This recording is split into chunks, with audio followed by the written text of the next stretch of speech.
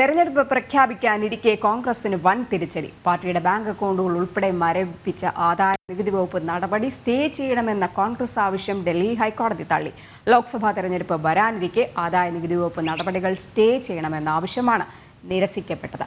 നേരത്തെ ട്രിബ്യൂണലിനെ സമീപിച്ചെങ്കിലും ആവശ്യം അംഗീകരിക്കാത്തതോടെയായിരുന്നു ഹൈക്കോടതിയെ സമീപിച്ചത്.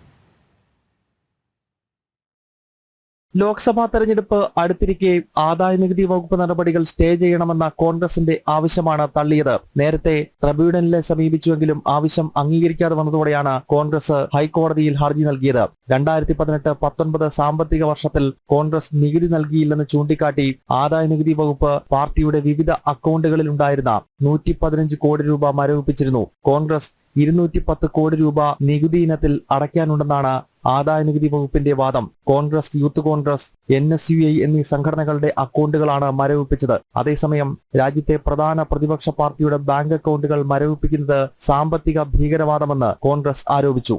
ജനം, ഡൽഹി.